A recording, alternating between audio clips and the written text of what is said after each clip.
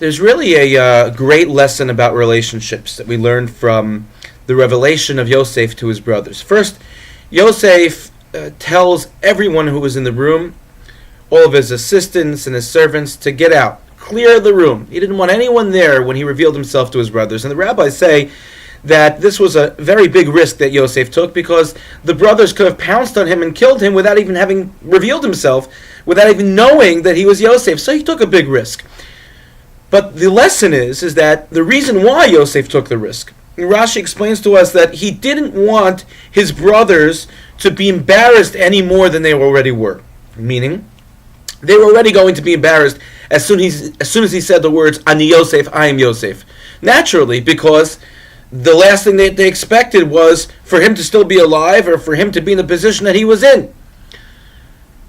But the embarrassment that they would have had in front of other people was just too much for Yosef to even bear to see of his brothers, and didn't want them to be embarrassed in front of other people. Now, if you look at the story of how Yosef was sent down to Mitzrayim, where he was pulled out of the pit, and there were Arabs that he was sold to, Arab merchants that he was sold to, and we can just imagine Yosef screaming and crying, and they're just waiting for him to be pulled by his brothers.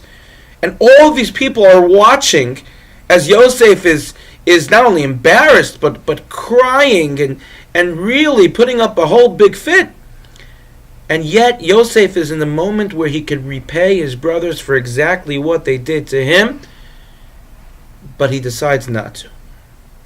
He decides to try to make this moment of embarrassment as easy for them as possible, even though it could never be simple and easy. He had the opportunity to be able to repay them the wounds that he himself had experienced, but he decides to refrain from doing so because of their dignity. How many times in life are we, unfortunately, put in a situation where we're embarrassed by something, by someone, and it really pains us, it really hurts us, and perhaps sometimes we can't even express it to them, but when we do get that opportunity, if they are in the position where they would be embarrassed potentially by something that we do, there's something inside of us that just says, that's okay, that's fine, they did that to us.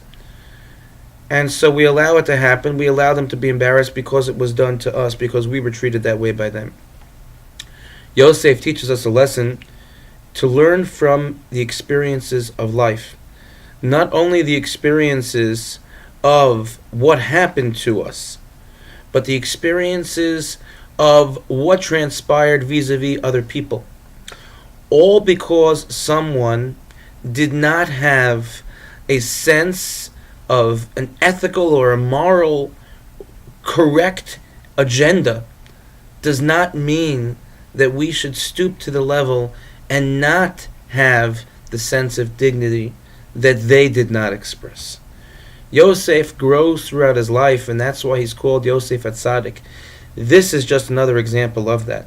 May we be zocha, may we merit that in our lives, when faced at difficult moments in relationships, we grow from past experiences, and we preserve not only our dignity, but also the dignity and respect of others, even when naturally it is most difficult for us to do so.